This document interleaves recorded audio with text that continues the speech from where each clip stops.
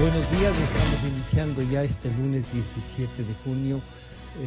Gonzalo Rosero no nos acompaña y están en nuestros estudios el doctor Gonzalo Silva y el doctor Ramiro Román.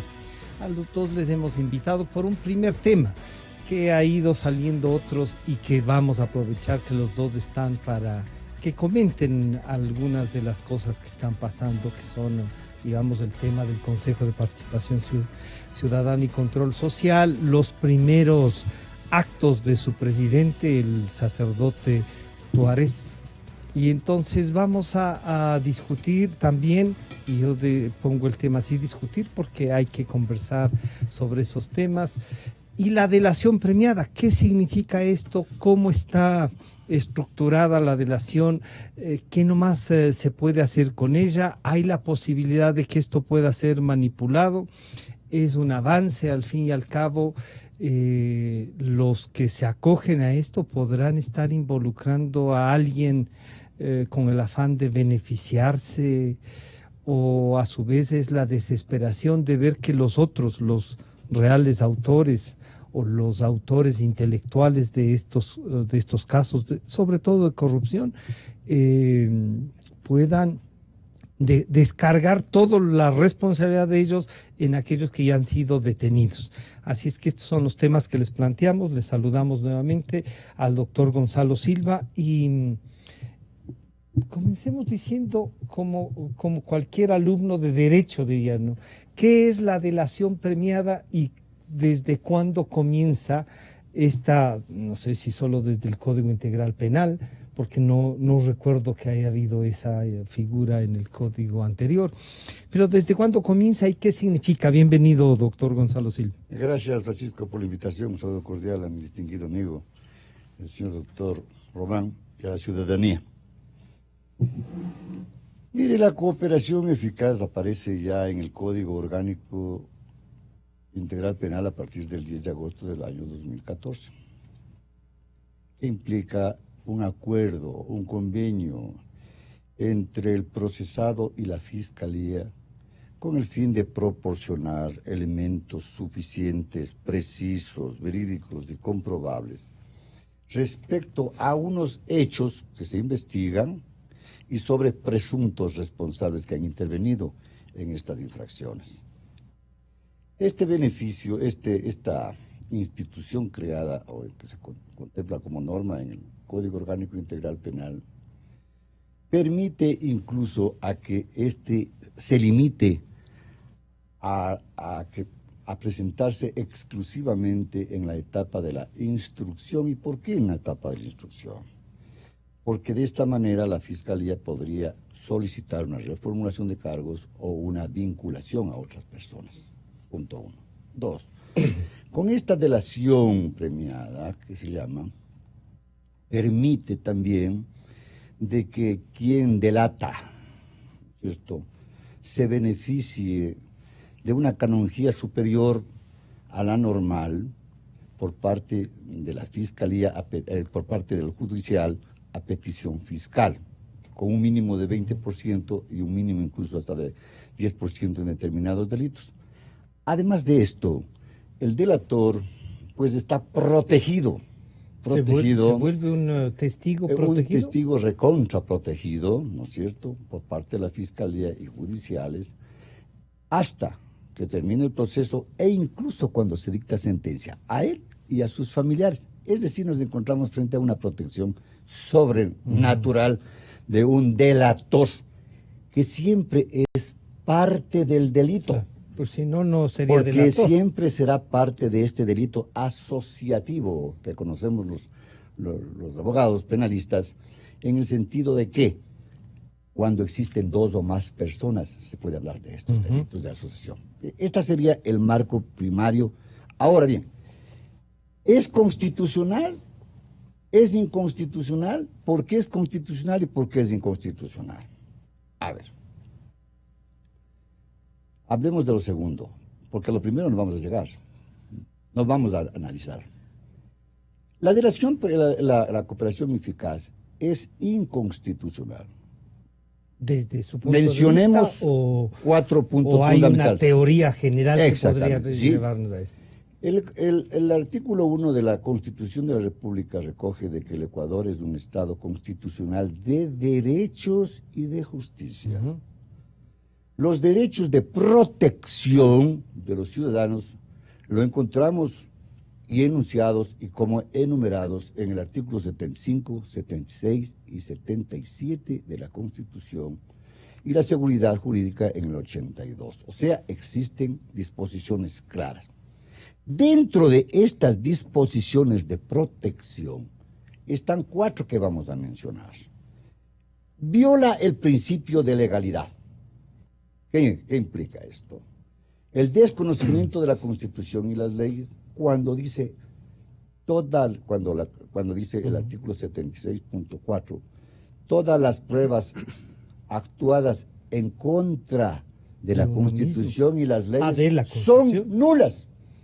Si la delación está recuperando pruebas, ¿no es cierto?, violando el principio del segundo, de la autoincriminación, que no solamente está en la norma constitucional, sino en los tratados y convenios internacionales, para citar uno, exacto, es prohibido el Pacto Internacional de los Derechos Civiles y Políticos.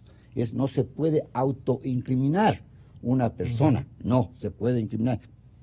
Obra también esta autoincriminación como norma en la Constitución de la República a la que me refiero, cuanto en el Código Orgánico Integral Penal. Viene el otro, que destruye el principio de inocencia. Si la Fiscalía, como titular de la acción penal, artículo 195 y 444 del COI para la investigación, ¿no es cierto?, es la única autorizada para investigación pre y procesal y su intervención durante todo el proceso, ¿cómo ha de entenderse que acude a una cooperación eficaz desluciendo su función de investigador? Ahí esperemos. Y termino con la cuarta. Sí. Y termino con la cuarta. La proporcionalidad entre las infracciones y las penas. ¿Cómo es que al autor le ponen 10 años y al delator le ponen 1? ¿Cierto?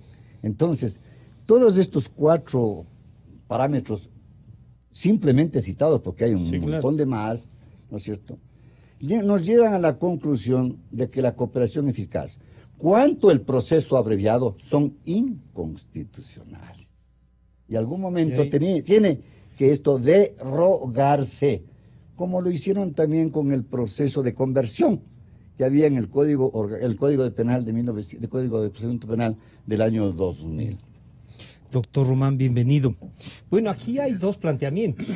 El uno sería que esta figura que se está usando, que consta en el código, que nadie ha denunciado como inconstitucional, podría llegar a serla en virtud de las otras. Pero claro, cuando dice autoincriminarse, no es cuando reconoce en la investigación un delito y cuenta cómo se han organizado para robar, no solo no se está autoincriminando, sino que la Fiscalía parecería, descubre su participación y el otro, como decía, cuenta.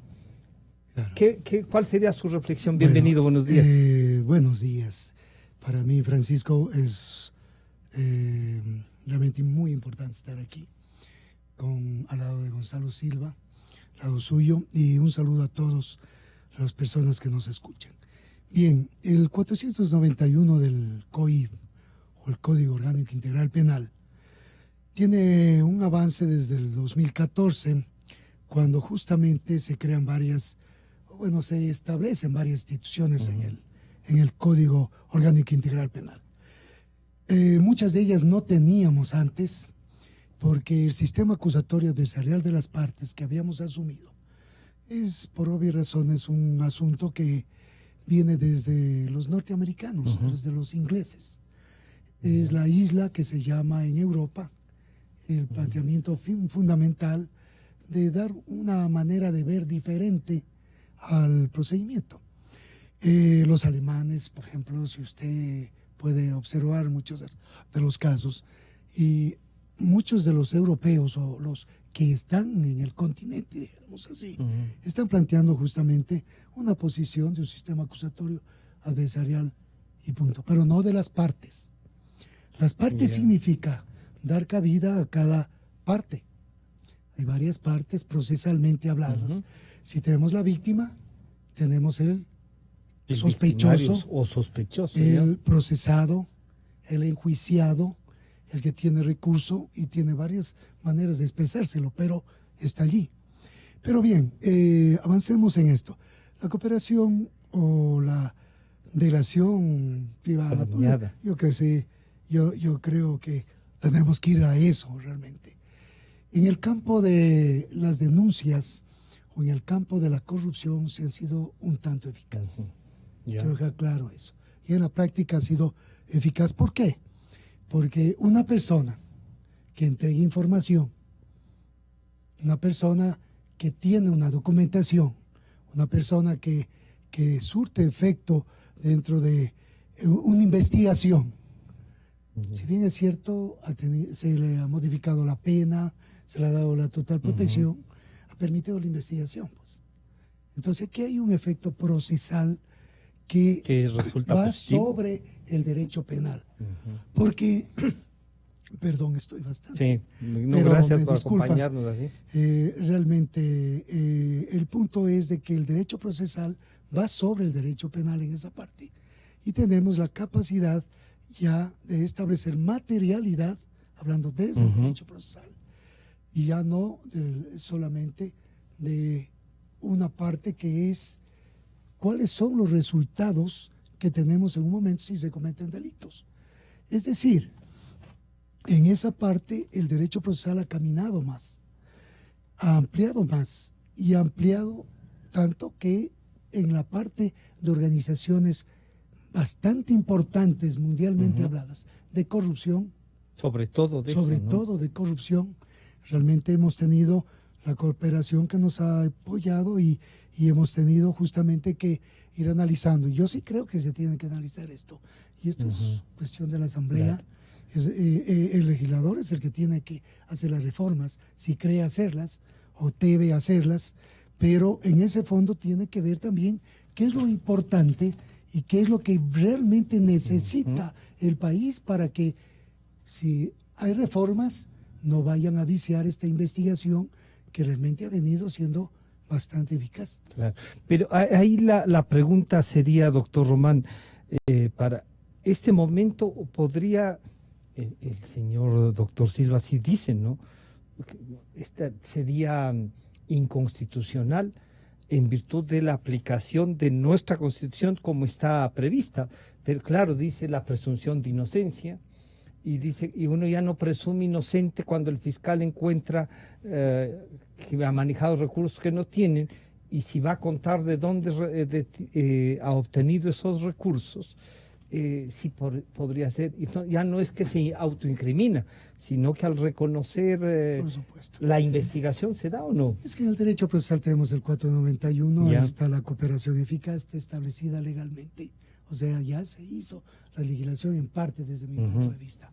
Aquí hay que hacer una cosa más privada, una delación más directa dentro de un proceso concreto donde exista ese medio probatorio que, bueno, un medio probatorio y después una prueba ya en un juicio con un tribunal que tengamos nosotros que ir observando. Pero esto tiene que mantener mucho la intervención de los jueces. Yo creo que es muy importante, no solamente el fiscal, que es el titular dueño de la acción, que dicen ya, claro, de la investigación, pero o del proceso mismo, pero dentro de esto tienen que los jueces ser quienes eficazmente valoren primero, den importancia después, porque hemos visto varios casos, por ejemplo, desde mi punto de vista hay el caso del exministro. Es que lo que pasa es que no me acuerdo muchas veces los nombres. ¿De cuál? ¿El exministro de Energía? Pareja. Le dijeron que iba a venir a dar cooperación eficaz y vemos que... Al final parece que no se cumplió el acuerdo, ¿no? No sé qué pasó. O no llegaron a un realmente acuerdo. Uno no conoce los entremeses que hubieron allí, pero me parece que no hubo un efecto de cooperación eficaz concreto, ¿no? Pero más que nada tiene que ser privilegiado. A veces yo digo, hubieron fiscales como el doctor Carlos Vaca, que estuvieron en un momento determinado en investigaciones en Odebrecht en Brasil, y cuando vinieron acá nos callaron cosas, dijeron no, hay que Pero esperar las investigaciones. Ha ido a investigar Y uno que estaba esperamos ahí unos mismo, 6 ¿no? meses para recién comenzar en procesos y hacer públicas las cosas. Entonces, este tipo de situaciones yo no creo que solamente tienen que ir al efecto constitucional. Si se quita esta parte de la... El código. Bueno, se quita más que nada esta parte de que yo soy totalmente inocente y el principio de presunción de inocencia me quita a mí, dentro de la cooperación eficaz, esa inocencia que tengo, Claro. porque yo debo comenzar siendo inocente, pues.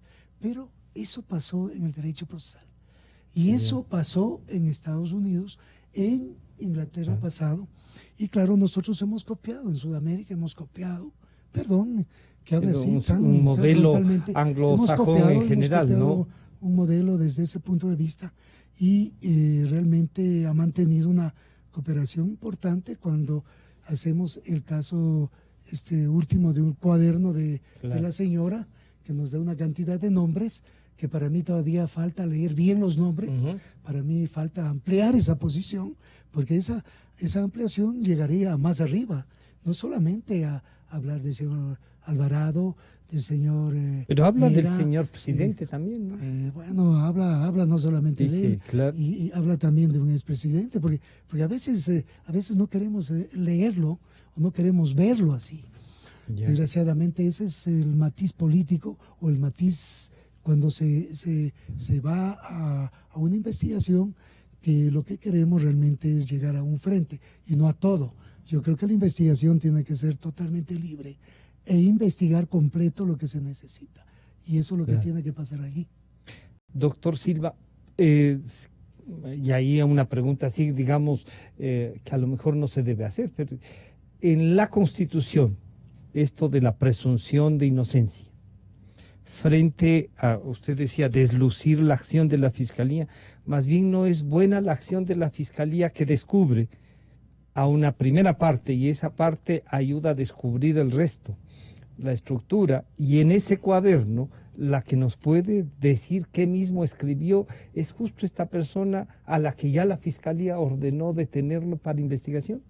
Mira, Francisco, además de que la cooperación eficaz, este acuerdo entre Fiscalía y procesado se mantiene en reserva. Mira, es otra violación. Así. Yo digo que es inconstitucional dentro de los parámetros que se han analizado, por la autoincriminación que es prohibida y porque el principio de inocencia queda desconocido. Fundamentemos esta parte. Por favor. Si el artículo 491 del Código Orgánico Integral Penal se refiere a la cooperación eficaz, y si tú lees, y la ciudadanía y los abogados que están pendientes de esto, leen el artículo 46 del mismo cuerpo de leyes, cuando se refiere al atenuante trascendental, encuentras exactamente lo mismo de la cooperación eficaz. En la cooperación eficaz se benefician hasta un mínimo de 20 y mínimo de 10, mientras en la atenuante trascendental hasta 1/3 del mínimo de la pena. ¿Por qué no aplicar la atenuante trascendental que tiene los mismos elementos, los mismos requisitos de la cooperación eficaz? ¿Por qué no lo toman esto? Y también no porque esto es beneficiar más a un delator que es un delincuente más que ha actuado en estos procesos asociatorios. Pero y en ese artículo de igual manera no se volverá inconstitucional. A la persona, no, claro. Aquí ya dice, no, es que esta atenuante trascendental es una cooperación, una colaboración. Una cooperación eficaz, pero es que son atenuantes, pero son atenuantes. Ya. Estos son atenuantes. Acá ya no es un atenuante, acá es un reconocimiento negociación. de un beneficio casi total, inclusive los argentinos hasta de exención. Dice el artículo 46, a la persona procesada. ¿Cuándo está procesado uno? Cuando ya inició la etapa de la acción, de la formulación de cargos. Etapa primera, instrucción. Dice, que suministre datos o informaciones precisas, verdaderas, comprobables y relevantes para la investigación, se le impondrá 1/3 de la pena que le corresponda, siempre que no existan otras agravantes constitutivas o modificatorias de la infracción. Si usted lee el artículo 491, que permíteme en un segundo, 491, dice, se entenderá por cooperación eficaz el acuerdo de suministro de datos, instrumentos, de efectos, bienes o informaciones precisas, verídicas y comprobables. Incluso el artículo 46 dice, y relevantes, más todavía. Entonces no es conveniente acoger el artículo 46 y sí el 491. ¿Por qué no acogen el artículo 46? Tiene una lógica. Porque sería? En la parte final del artículo 46 dice, siempre que no existan agravantes constitutivas o modificatorias de la infracción. Siempre, o sea, es imperativo. ¿Y por qué? Porque estos delatores que ahora aparecen en estos juicios son funcionarios públicos. Y cuando son funcionarios públicos no pueden ser beneficiarios de ninguna atenuante. Por el contrario, se agrava la situación de ellos con un tercio adicional. Así dice el Código Orgánico Integral Penal. Entonces esto sí es un juego de corrupción al que me refiero y que está constando tanto en la norma del 46 cuanto en la norma del 451. Pregunta es, ¿por qué no se utiliza el artículo 46? Pregunta, primero.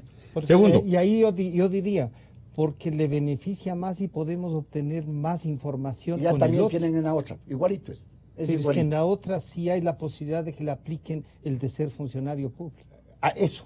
Entonces, por eso le digo. Entonces da beneficio. Ahí está el beneficio. Ahí está el beneficio. Por eso es delación premiada. Exacto, delación premiada. ¿Se puede beneficiar a quien delata? Yeah. Ahora, ahí vendrá una cosa, doctor Román. Permíteme terminar esta partecita, ¿no es cierto?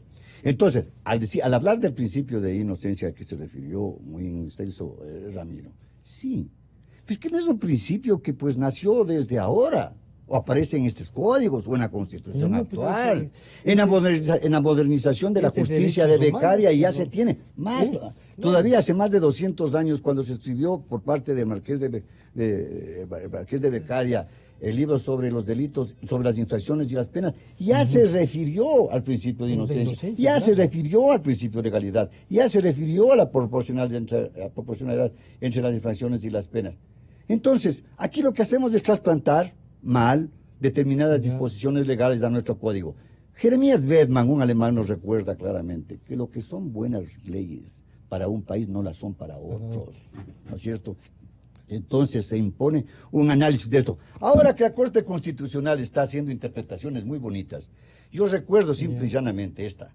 Hace pocos días, dictó una resolución respecto a la receptación, lo que se conoce normalmente como cachinería. Y allí se pronunció la Corte a pedido de una consulta provincial y de oficio, que en los cachineros debe primar el principio de inocencia. Entonces aquí, ¿por qué no lo mismo? Pues ágiles, 5 vocales. Estos no son cachineros, sino de alto vuelo. Doctor Román, aquí uno podría decir, bueno, aquí se encuentra en el propio código y el legislador. Nada, digamos, hay que recordar que los que hicieron esto son los que posiblemente van a ser juzgados con este código penal. Por algo habrán puesto, digo yo, de alguna manera, los dos artículos. A lo mejor para que un abogado les defienda y diga esto ha sido inconstitucional. ¿No es cierto? ¿Cómo le convertimos a esto como un hecho de investigación real y que nos pueda ayudar a descubrir? Porque los que han estafado, y ahí sí viene la parte esta al país, no es solo que se han robado, han estafado al país. No son pues así cualquiera que piden pruebas los que están siendo acusados, ¿no? Como que aquí está el recibo o aquí está el depósito, ¿no? Y resulta, aquí está el cuaderno con las fechas, y eso habrá que tener con un perito, ¿no es cierto? Y si dice la señora, estas letras siguen tal cosa, ¿se puede desechar eso o no? Bueno, todo pueblo es impugnable. En el derecho procesal penal todo el tiempo, y hago acuerdo desde hace 30 años, se maneja una cosa que es muy importante, y ha mantenido esa posición desde la Corte Nacional, ahora antes Corte Suprema. Justamente en el caso Restrepo pasó algo que fue muy importante. Alguien que dijo, sí, yo fui. Aquí estuvimos, se dejaron en tal cueva, se fue a Guápulo, se encontró esa cueva, hubo osamentas de personas mayores de edad, no aparecieron los niños Restrepo y continuamos hasta Yambo. Y hasta ahora no sabemos si en Yambo están o no están. Pero en el fondo, total. Eso es lo que pasó en el medio probatorio en principio y después y en la prueba, porque ya fue a juicio. Pero en el fondo yo creo que todo tiene que ser comprobable y tiene que ser totalmente objetivo. Tiene que la fiscalía... Lo que dice el doctor Silva, sí, pues, o sea, dice, oigan, acción delincuente, dice, y les voy a contar cómo era la cosa. Y cuenta bonito. Y cuenta bonito. Pero es que cuenta bonito, sí. Pero también hay que entender todo lo que tiene a su alrededor y qué es lo que quiere hablar. Yo quiero dejar claro una cosa, porque se ha conversado con Gonzalo una parte del 491. La segunda parte del 491 dice, o permitirá la identificación de los responsables o que sirva para prevenir, neutralizar o impedir la perpetración o consumación de otros delitos de igual o mayor gravedad. Es decir, ir más allá para el futuro. Yo quiero dejar claro esta parte, porque no es solamente obtener los medios probatorios o si se van a hacer bien las cosas. Yo siempre creeré que la fiscal, la doctora Diana Salazar, en su manera de actuar hasta aquí lo ha hecho con total frontalidad, y espero que siga desde ese punto de vista en el tratamiento de las cosas. Pero también hay que tomar en cuenta lo futuro. ¿A qué vamos si estamos en una organización? Queremos hacer organizaciones delictivas, tratar solo organizaciones delictivas o grupos delincuenciales, donde están solo familias. Hay que establecer la normática internacional de derechos humanos. El código desde que nos pase ciertas cosas, no solamente desde el viejo mundo, como llamábamos Europa, también veamos Asia y veamos lo que es Latinoamérica. Latinoamérica realmente ha tenido un cambio dentro del efecto del derecho penal, no solamente la copia de artículos o ir atizando a llegar a establecer este tipo de cooperaciones, etcétera, o ver cómo la vamos argumentando mejor para llegar a delaciones privadas. Pero sí quiero dejar claro algo que es muy necesario. Si es funcionario público, porque aquí viene acto de función, en el derecho penal tenemos que entrar al funcionalismo penal. Y el funcionalismo penal trata no solamente delitos que van al dolo, sino a culpa, en la responsabilidad, o tratemos, hablemos bien, en la culpabilidad, porque hay tipo antijurídico y culpable. La culpabilidad tiene que manejarse en dolo y culpa. O sea, aquí, no es un tema administrativo. Es que aquí tenemos que irnos a las personas jurídicas también. Por supuesto, tenemos que irnos a las personas jurídicas y hay que hacer la ampliación también de los artículos 49 y 50. Yo siempre he hablado en esa parte y espero no equivocarme. ¿Por qué? Porque dentro de la dogmática internacional lo que tenemos son omisiones, no solamente tenemos acciones. El dolo o cuando causamos daño, no solamente lo hacemos por acciones para actuar, sino también en omisiones para actuar. Callarse, no dar información. Este cooperador eficaz tiene que ser eficaz, pues, tiene que ser efectivo, tiene que ser probado, tiene que ser totalmente establecida la condición y que no vaya a una consumación de delitos mayores, más graves o iguales. Esa es la parte más importante. Entonces me parece, solo para concluir, mi estimado, yo lo que quisiera es ampliar en una parte. Yo creo que hay que hacer una extensión a la cooperación eficaz. Yo creo que... Y eso es reforma al código. Es que cuando nosotros hablamos desde el acto de función, hagamos desde el acto de función no solamente del funcionario público. Claro. Estamos todos hablando de actos de función. Todos podemos cometer delitos en función. Estamos abogados, médicos. Usted no separaría el tema público de lo privado, porque están en funciones. No, si es un médico, si es que es otro el peculado abogado. Privado existe, Claro. en el Ecuador no existe. No está Aquí no tenemos tipificado. tipificado. Entonces, cuando no lo tenemos tipificado, estamos dando oportunidad a que se cometa más actos de corrupción. Yo voy realmente a una parte de eficacia en la prueba y cómo esa prueba eficaz, tratada desde la Fiscalía, llevada a los jueces, tiene que terminar siendo más funcional para actuar en una sociedad que tiene que dar un ejemplo en ampliar el derecho penal funcionalmente hablando. Esta idea de que se solía decir en las universidades, doctor Silva, de que se aplicará la ley más bien la más favorable, y esta idea de lo de más favorable que al que ha delinquido o al ciudadano que ha sufrido por ese acto delictual. Mire, Francisco, para que quede muy en claro lo que se está manifestando es, la cooperación eficaz no solo es para los funcionarios públicos, es para los funcionarios, es para cualquier persona que interviene en los delitos. Por supuesto. Sino que usted nos recordaba que del 40... El 44 es por la sanción mayor. Ya.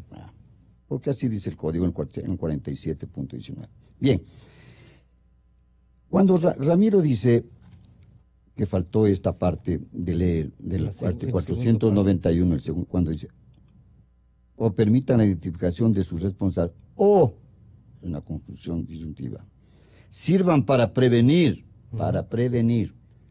neutralizar, o impedir la perpetración o consumación de otros delitos de igual o mayor gravedad, pero a posteriori, pues, no actual. Yo estoy ahorita siendo juzgado por drogas, pero estoy enterado de que se van a mandar una tonelada más a otra parte. Aprovecho la oportunidad para que se me considere esta cooperación eficaz. Esto es. Y no lo que ya conocía el que salieron otros aviones con droga. No, pues ya salieron. Eso pasó con los pilotos. Exacto. Claro. Varios pilotos, Entonces varios momentos y se fueron. Exactamente. Entonces, para eso es esta parte de la cooperación eficaz. Delitos posteriores. Bien. Sobre la favorabilidad entre los... Este es otro principio que viene desde el tiempo de Beccaria, para tomarlo más como a este clásico que verdaderamente dejó una escuela en el derecho criminal, en el derecho penal, desde los clásicos positivistas y la tercera escuela. Él ya habló sobre el principio de... Pero hay un escritor finalista que es Wetzel, que es muy claro sobre esta cuestión, alemán, sobre el problema de la favorabilidad o la retroactividad de la ley penal. Es claro, nuestro código establece que cuando existen dos normas sobre un mismo tipo, ¿no es cierto?, siempre se aplicará la más favorable al procesado o al reo. Y entonces ahí están aplicando las 490 y... No, aquí lo que están es reconociéndole por tu colaboración este beneficio. No es que te están diciéndote, por esto te estamos bajando, pero más favorable sería la menor pena, o sea, la trascendental, no la otra, a mi criterio nada más. Sí. Entonces, ¿qué es lo que pasa? Esto de la favorabilidad ya lo encontramos en la Constitución de la República, lo encontramos en el Código Orgánico Integral Penal, en diferentes tratados sobre el problema de la favorabilidad, siempre en favor del reo. Eso es siempre. Entonces, ¿qué es lo que sucede? ¿Cuál es el cuestionamiento, digamos? Entonces, el cuestionamiento es de que se analice si es necesario mantener esta norma del artículo 491 y siguientes porque esto está perjudicando a la misma Fiscalía y su investigación. Porque ¿se podría usar esto para dañar la investigación? Pero, por supuesto, lo que pasa con el señor Capaya, el señor Carlos Pareja, yo no sé. A él lo trajeron, él dijo todo lo que tenía que decir con sus buenos abogados, dijo, y en el fondo entonces no ha dicho nada. Por eso o sí dijo todo y no le tomaron en cuenta. Y eso se puede abrir. Pero es que no puede porque es una de las privadas. Perdóname, Gonzalo, ¿cuál es la calificación que hace la Fiscalía de reservado? La calificación la tiene que hacer el fiscal, y el fiscal establece las condiciones en las cuales acepta o no acepta. ¿Alguien puede revisar ese acuerdo?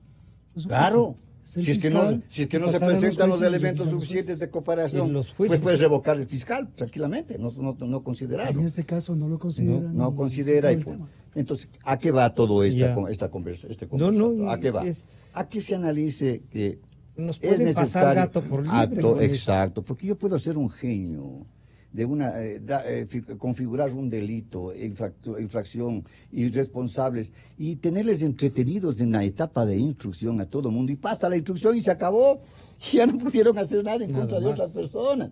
Entonces también esto es peligroso, ¿no es cierto? No es Ya.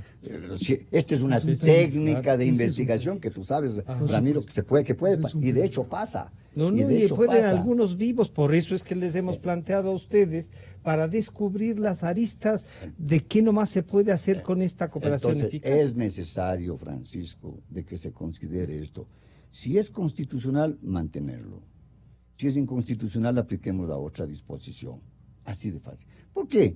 Porque mañana pasado se apreciarán una cantidad de demandas o denuncias sobre la inconstitucionalidad de esto. Ahora mismo yo le pondría una petición a la Corte Constitucional para que analice. Porque no sé, porque quienes tienen que estar más interesados en esto son los funcionarios judiciales. Háblese de Los fiscalía jueces. y háblese de judiciales, ¿no es cierto? Entonces, cuando la señora ministra fiscal actual, en su concurso para la fiscalía, ¿qué es lo que le preguntaron? Sobre la cooperación eficaz. Pero si ella es muy ducha en esta cuestión de la cooperación eficaz. Se está manejando todos los días la cooperación eficaz. Pero parece que Pregúntele, es el doctor Dávila y el doctor Zavala, que fueron quienes que intervinieron en eso, era que le pregunten, señora doctora, ¿usted está de acuerdo con la cooperación eficaz? ¿Por qué Pero sí, es que por qué no? seguramente para Es ellos inconstitucional. eran de acuerdo que sí es constitucional. Entonces para ellos era de acuerdo esto. ¿Sabe? No, señor, Entonces, esa no es ¿no? cooperación, porque la señora fiscal general habría yo, sin duda, creo, expresado, y yo no estoy de acuerdo con esto. Con eso. Por esto, por esto otro, por esto otro. Pero si le preguntan qué usted cree de esto, pues caramba, digo todos, ¿no? Claro. Doctor Román, mucha gente dice es valioso para poder descubrir y alguna ventana hay que abrir para poder entrar a estas organizaciones tan cerradas que incluso, como se está demostrando aquí, se toman los estados. Por supuesto. Y entonces, claro, Por supuesto. en la Argentina usted ve gracias a los cuadernos del chofer, aquí a los cuadernos de la asesora y nada menos que vicepresidenta de la Corte Constitucional. Por supuesto. O sea, no es que una persona que no sabía qué es lo que estaba Llegó a haciendo. Altos niveles, claro. O sea, y uno dice, esto parece una hoja de ruta de todos los que han gobernado en estas últimas décadas. Por supuesto. Mire, ¿Se debe reformar? ¿Se debe plantear así como inconstitucional o ir a una reforma que ponga límites a esto? y yo vuelvo a decir lo que Ya. planteé. El 491 existe como ley, punto. Ya. Está como ley. Es la ley. Estamos en el principio de legalidad, Ya. en el COIP, y eso es la parte importante de esto. La otra parte. Aquí, en un momento determinado, habla de responsables. Ujú. Dice, cuando se permite o se identifica a sus responsables, no habla de sospechosos, no habla de procesados, sino habla de responsables. Y cuando habla de responsables, terminamos en juicio. Ya. Es decir, la cooperación eficaz, cuando se la entrega, se está viendo otros responsables. Otros responsables. Se está ¿Por qué? descubriendo a los otros. Porque la persona que entrega la información eficaz por aceptación de fiscalía con los anexos que nos habla aquí, estamos hablando de que existen responsables para juicio. Y el juicio, para hablar de responsables, termina en sentencia. Entonces, la sentencia trae consigo responsables, les quita la inocencia. Claro. Así ahí de está, sencillo. Por claro, eso los ya hace están responsables sentenciados y los son sentencia. responsables. Entonces, en esa parte yo sí quiero dejar claro y ampliar este artículo 491, la parte que dice responsables. No tiene otra opción. Se actuó, se hizo eficazmente Y en el juicio estamos hablando de responsables y de los que vengan en lo demás. En lo demás, otros delitos. Tenemos nosotros que investigamos asociación ilícita. Voy a poner el caso del vicepresidente. Claro, ahí no ha habido eficaz, él no ha rendido versiones ni nada, pero tenemos algo que es muy necesario, que aparecen otros delitos. La Fiscalía y los jueces, 426, si mal no recuerdo, pero que no me olvide ese artículo, en el COIP dice justamente que cuando en sentencia los jueces del tribunal vean que existe otros delitos, puede disponerse que la Fiscalía investigue. Y eso es lo que pasó. Entonces, ¿de qué hablamos? La eficacia de una persona, el tratamiento justamente de que eso sea eficaz, tiene que haber los requisitos fundamentales. Si bien es cierto, primero tiene que ser verdadero. Se tiene que establecer la verdad. Que hay verdad que ¿Por qué hay... tiene que ser? Porque tiene que ser verdadero, tiene que haber instrumentos, tiene que haber efectos, tiene que haber bienes, tiene que haber informaciones precisas. Precisas son comprobables. Y comprobables, por obvias razones, tiene que hacerlo la Fiscalía en la investigación para llegar a un juicio que lleve responsabilidades y termine sentenciando. Pero si no, se volvería también la palabra del delator contra el... Por supuesto. Mire, lo que ha pasado en Odebrecht, yo quiero dejar claro lo de Odebrecht. ¿Cuáles funcionarios de Odebrecht? Ninguno. Están en los juicios. Ninguno. Y de los que han estado en los juicios, ¿quién ha quedado sentenciados?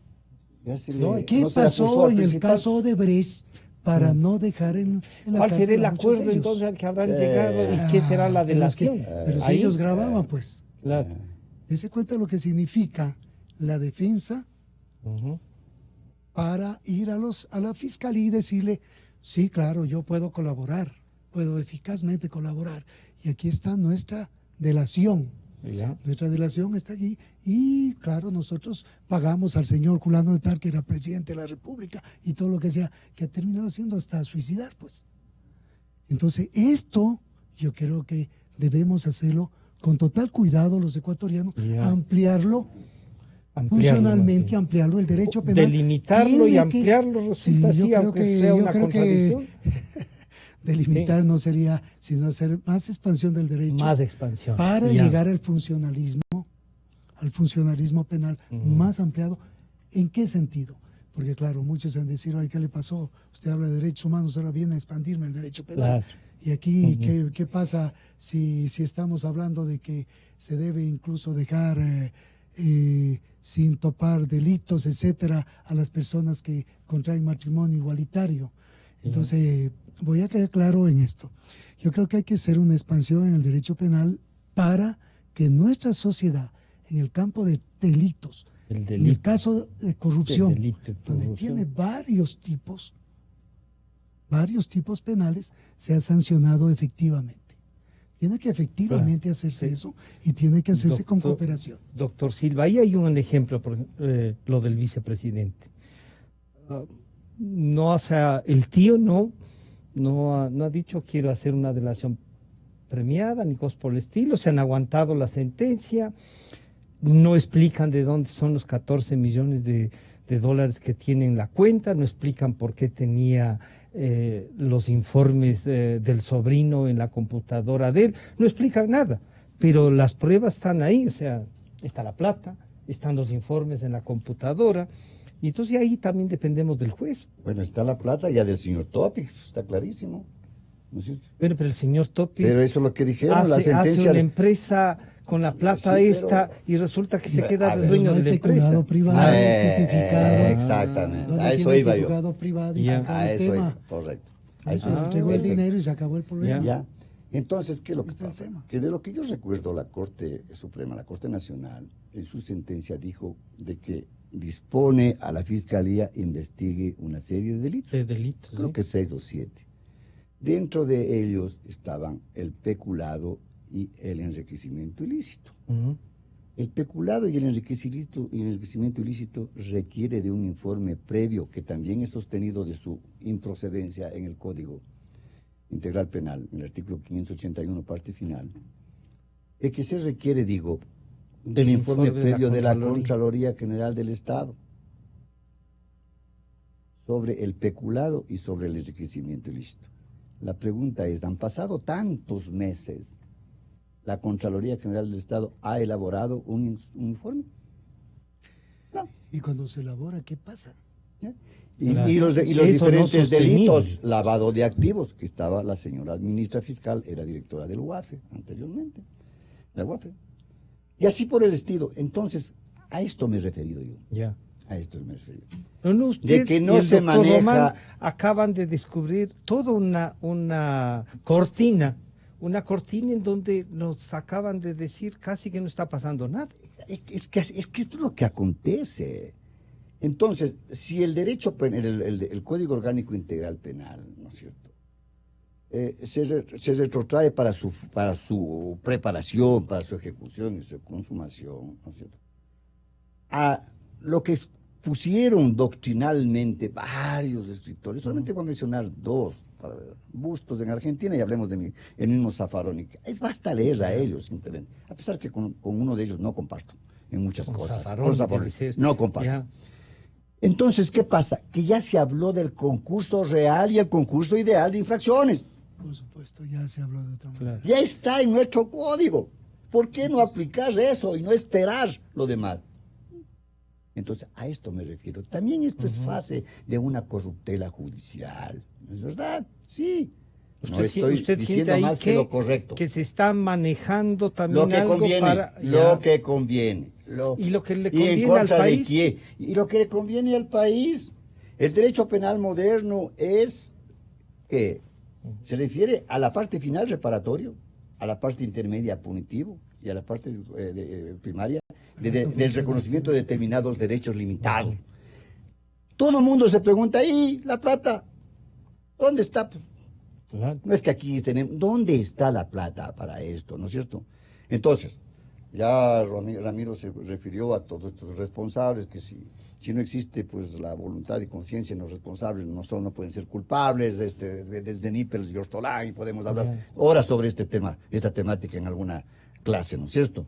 Pero vamos a lo principal. ¿Qué es lo principal? Consideremos, ¿es procedente mantener la cooperación eficaz? ¿Es procedente mantener el proceso abreviado o derogarlos y acudir a las otras normas que ya tienen el Código? Están en el propio Código. Usted me preguntará, Francisco, pero usted es un penalista, ¿y usted cuántas veces habrá acudido a la cooperación eficaz y al proceso abreviado? Nunca. Nunca. ¿No ha recomendado? Nunca. Bueno, eso mis defensas han sido para absolver que sus o al culpable no aminorar su situación. Mire usted, es así. Entonces, por eso es que sostengo con esta vehemencia lo que digo. No, y es perfecto, porque además así uno logra, estos debates deben tener ustedes en la cátedra, normalmente, ¿no? Doctor Román, para cerrar esto, porque no quiero tampoco dejar de que discutan ustedes el tema del Consejo de Participación Ciudadana, las salidas y las actuaciones del nuevo presidente. Para concluir esta delación, ¿se debe reformar ahora que se le está aplicando y que parece que es una pequeña ventana que nos puede llevar a descubrir lo que ha pasado estos 12 años? Yo creo que sí. Tiene que hacerse una reforma, tiene que haber una delación privada. La delación privada, por obvias razones, desde Brasil ya la tenemos. En el caso de Brecht vino con la delación privada. ¿Qué pasó en el tema? Y ¿qué acuerdos habrán llegado? Y el acuerdo, alguien tiene que ayudarnos a una lista eso. De acuerdos que la Fiscalía debe haberse enterado, porque fueron los fiscales allá, fueron los funcionarios judiciales allá. El asesor jurídico de la presidencia y llevó a la presidencia a estar allí. El doctor Vaca con un asesor Sánchez. No, con el doctor... Creo que Espinosa, que además ha estado ahí. Y la señora ministra fiscal. El doctor Espinosa, que ya también desaparecido, ya está prófugo de la justicia, y bueno, yo veo una cantidad de cosas que está pasando. Y empleado también en la UAFE. También. Es decir, o sea, una cantidad en de 2 cosas años se han cubierto aparte de asesorar en todo lo que significaba allanamientos. Y entonces etcétera. Hay uno, doctor Román, sí dice, la cooperación eficaz sí nos ayuda. Bueno, en medio pero de esta estructura de tanta gente metida, ayuda. Hablemos de delación, pues. Ya. Hablemos de delación. Así le establecen como delación. Le establecen como una delación, un acto que yo soy y que delato. Y la delación trae consigo que sea privada. Y desde mi punto de vista, yo no sé si hablar. A veces hay casos o se ponen en problemas después cuando me voy afuera. Público. O sea, todo lo público tendremos, o los funcionarios públicos pueden hacer una delación, por supuesto. Desde mi punto de vista estamos claros en esa parte. Aquí quiere ampliarse a lo privado, quiere ampliarse a la situación de empresas. Las empresas tienen que ser investigadas. Odebrecht tiene que ser más investigada. ¿Y no sería bueno que nos sumemos con el procurador a los juicios que tienen en los Estados Unidos y en otros países? Por supuesto, yo creo que dentro de esto tiene que manejarse una posición, además, de ampliación de leyes, que dejen de darse las vueltas. La otra ocasión yo le decía a Gonzalo aquí, tiene que la legislatura actuar desde ya la experiencia. Mire, nosotros tenemos sentencia y hacemos, por supuesto, toda esta eficacia de cooperación o no eficacia de cooperación, hacemos resoluciones, sentencias que dicen pague. Al señor Gras le dicen 30 millones. Y yo pregunto, ¿y el resto? O sea, entonces está totalmente el resto callado del resultó resto. Eficaz, claro. Ahí están empresas en Esmeraldas y en tantos lugares que lo conocemos los ecuatorianos, ¿no? Yo creo que esto es de todos los ecuatorianos conocemos. Y quizá que eso es lo que causa las empresas, indignación, ¿no? Está en el centro carcelario una pena de tantos años mínima en un delito de lavado de activos que es mínimo. Yo siempre dije qué van a hacer en los demás delitos y hasta aquí, ¿qué están haciendo? Nada. Así de sencillo. Entonces, hay cosas que se tienen que dejar claras. La posición de la cooperación es eficaz, es cierto. Es eficaz, pero ¿hasta dónde dialogan? ¿Hasta dónde creen?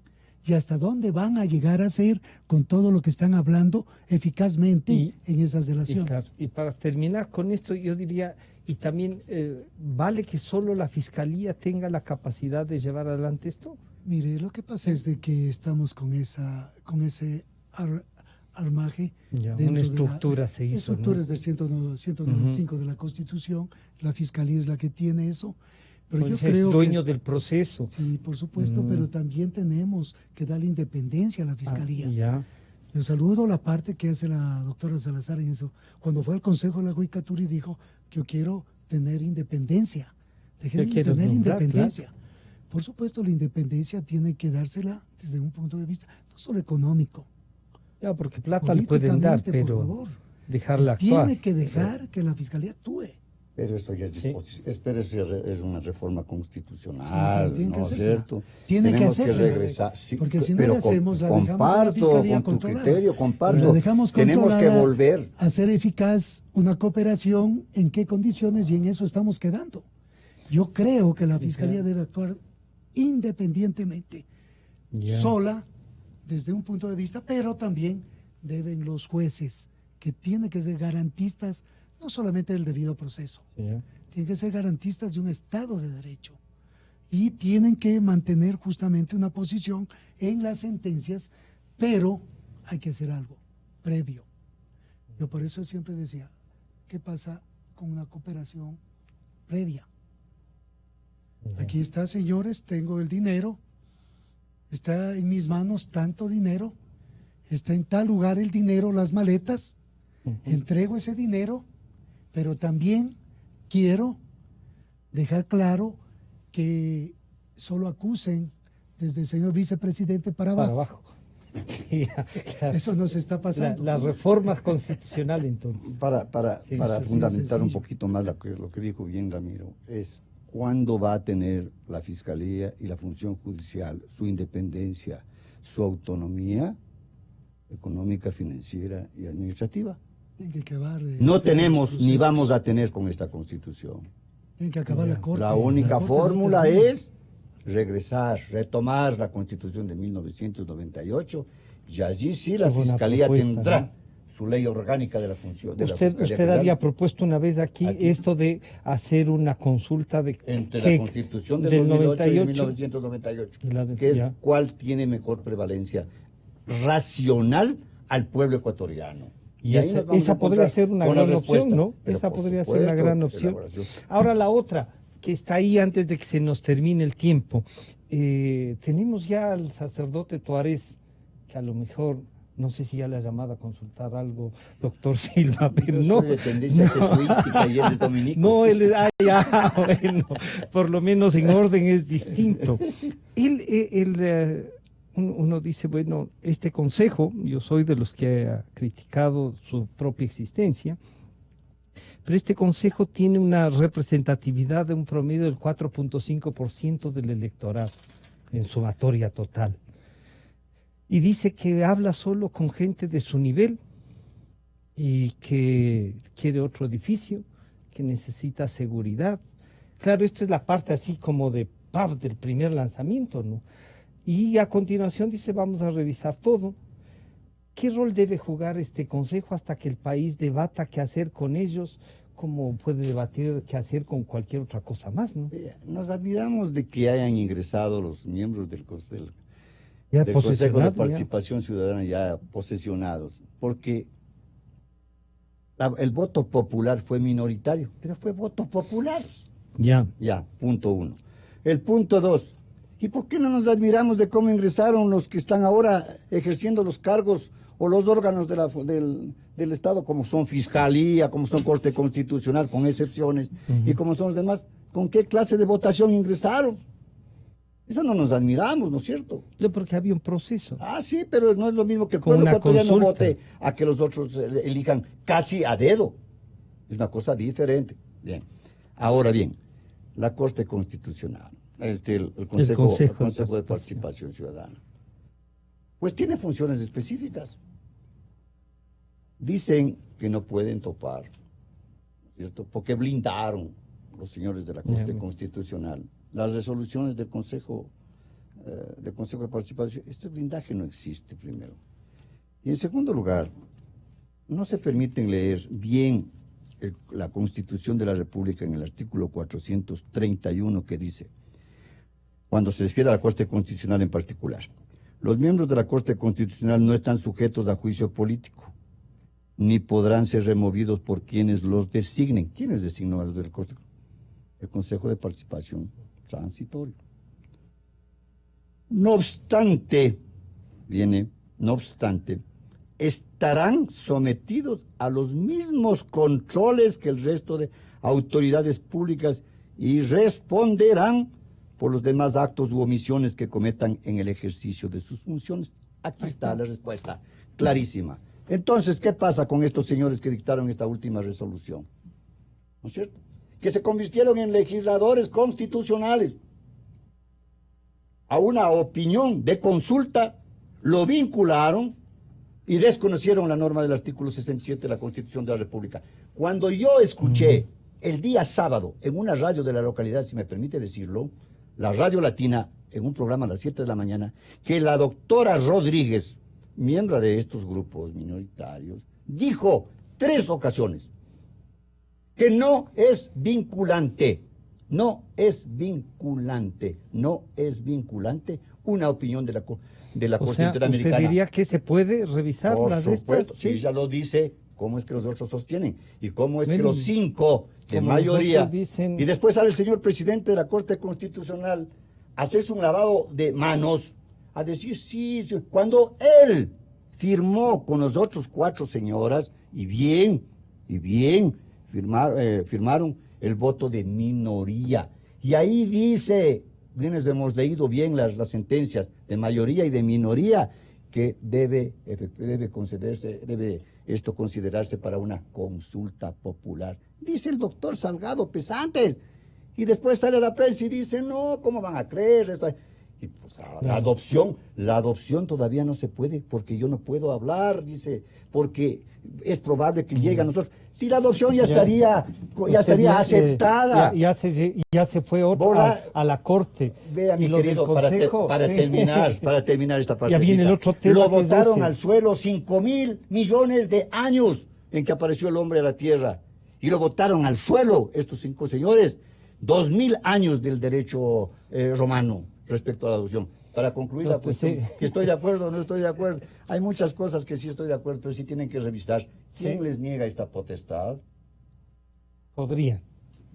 Doctor Román, bueno, ya se tomó parte de lo de la Corte Gracias. Pero yo le diría entonces ahí, doctor Román, por favor. Doctor Román, en lo del Consejo de Participación, nadie suele, ni el doctor Silva nos acaba de decir, que tenía una transitoria, el transitorio, digamos, tenía una autorización que se dio en la consulta y que era el 3, el documento 3 que estaba ahí.